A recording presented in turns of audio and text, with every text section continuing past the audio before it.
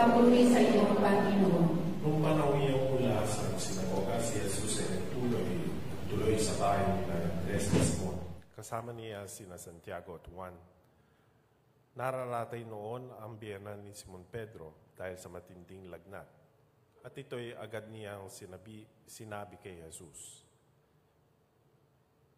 Nilapitan ni Jesus ang babae, hinawakan ng kamay at binangon. Noon din ay naibsan ito ng lagnat at naglingkod sa kanila. Pagkalubog ng araw, dinala kay Jesus ang lahat na may sakit at ang mga inaalian ng demonyo. At nagkatipon ang buong bayan sa mga pintuan ng bahay.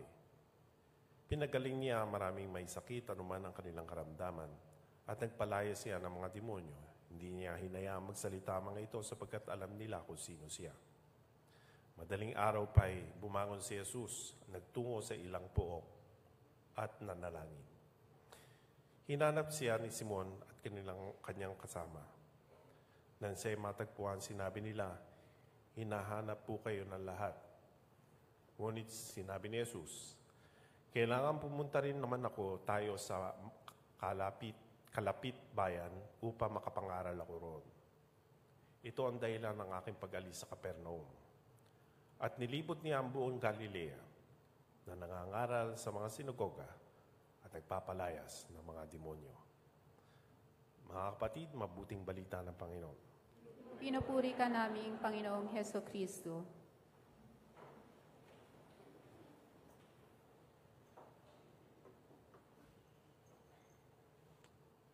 Ewan ko lang kung maganda itong ating tatalakayin ngayon. Kung ayaw nyo makinig, okay rin lang. Ha? Pwede na kayong matulog. Ha? Ang topic ko is depression. Yan. Siguro hindi ganong maganda yung topic na yan. Kasi marami ditong depressed.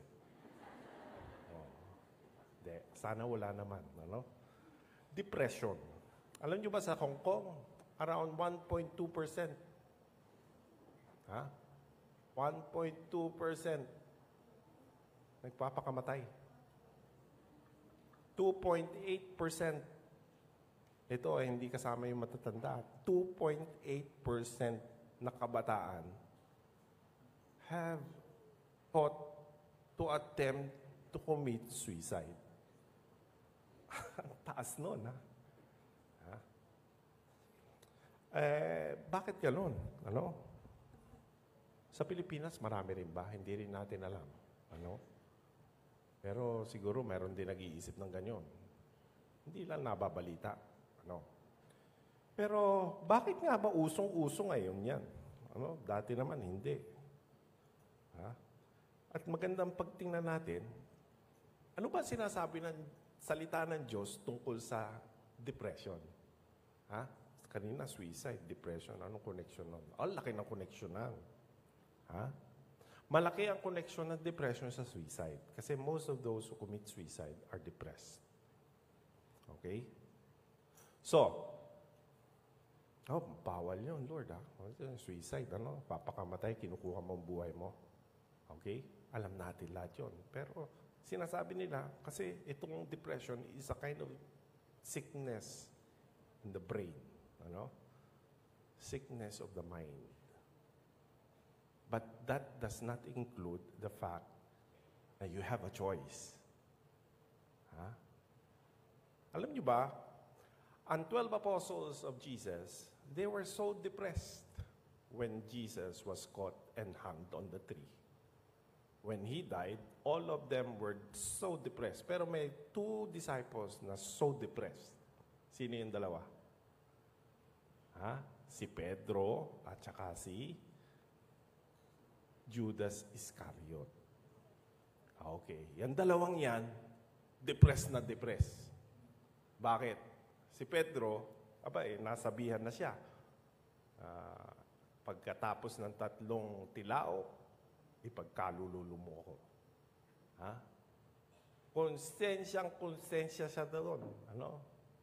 At lungkot na lungkot siya nung nangyari ngang ipinagtatwa niya ang Panginoon.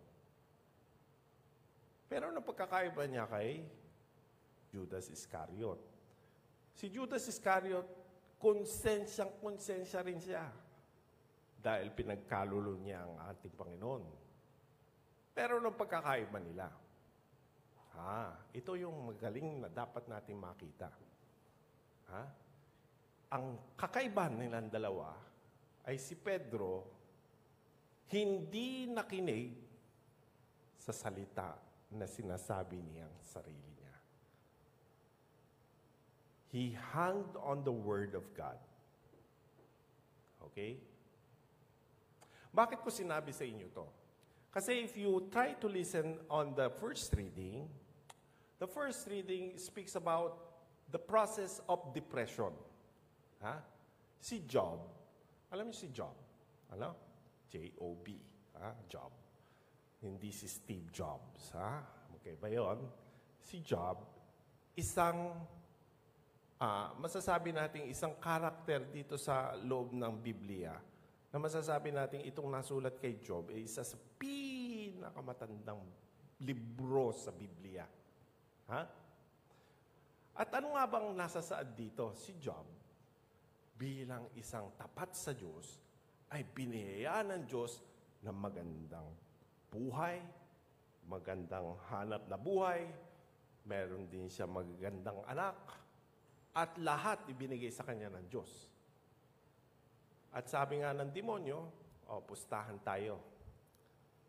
Kapag sumama ang kanyang buhay, siguradong isusumpa ka niyan.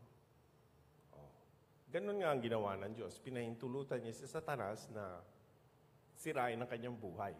At isang araw, sa loob ng isang araw, nawala lahat ng kanyang pinag-ipunan. Unti-unti yan. Sinimulan niya muna doon sa kanyang mga ari-arian. At pagkatapos noon, nung nawala na yung lahat ng kanyang ikahahanap buhay, nalustay na lahat, nasira, namatay, pati yung kanyang anak. Namatay lahat. Nagkaroon ng malaking unos, nabagsakan ng dingding, patay. Okay? So lahat namatay. Wala na siya. Pero hindi pa rin siya nag-curse. Hindi niya kinurse ang pangalan ng Panginoon. Naging tapat pa rin siya. At dahil doon, sabi ko sabi niya kay Satanas, hindi. Subukan mong galawin ang kanyang katawan. Tingnan mo. Isusumpa ka niya. At nung araw ding yun, nagkaroon siya ng maraming pigsa. Nagkapigsa-pigsa ang katawan niya. At dahil nga dito, pinunit niya ang kanyang salplot, umupo siya sa abo, at sinabi niya sa Panginoon, "Naked I came from my mother's womb, and naked will I go back. The Lord gives, and the Lord takes away. Blessed be the name of the Lord of God." Hindi pa rin niya kinurse ang pangalan ng Panginoon. That is for the first few moments. Ngayon, if you continue on reading Job, ito na ngayon ang kanyang sinasabi. Nadidepress na siya sa sobrang daming bigat at pasakit na nangyari sa kanyang buhay. At ito nga, alam niyo ang problema ni Job? Si Job, mali ang kanyang pag-iisip tungkol sa Diyos. Ang pag-iisip niya sa Diyos ay kapag ikaw ay nanalangin at yung panalangin mo ay tamang paraan ng pananalangin, siguradong pakikinggan ka ng Diyos. Ha? Which is wrong. The Lord listens to us because He wants to listen to us, not because you pray to Him. Ayun yung mensahe dito sa Job. It's not because of your right way of telling me how to say it that I will listen to you. You cannot control God. Ha? So, ano nangyari ngayon?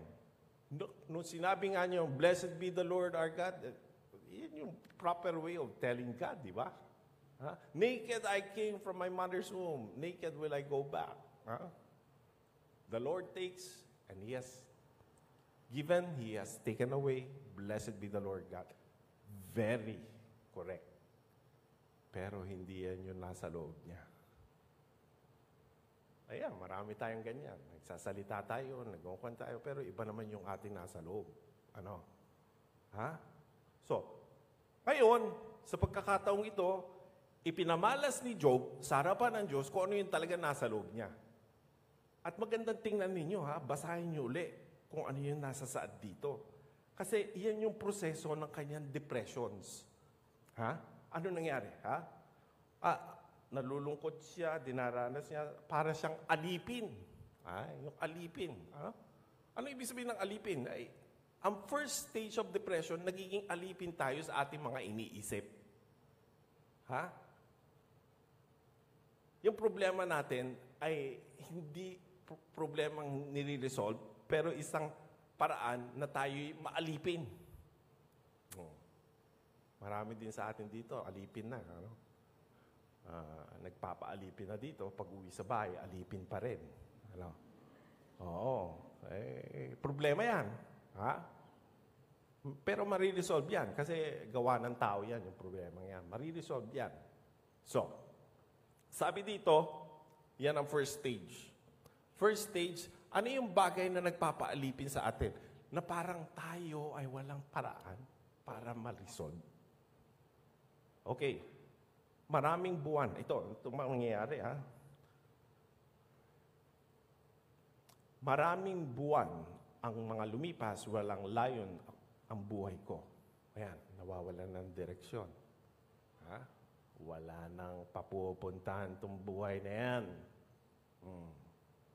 Dahil sa bigat ng pagiging alipin ko dito, yan, wala nang direksyon ang buhay ko.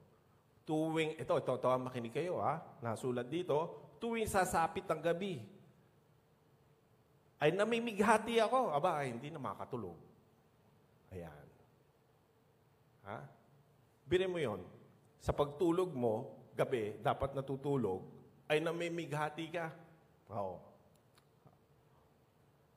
Ang gabi ay matagal. Wala nang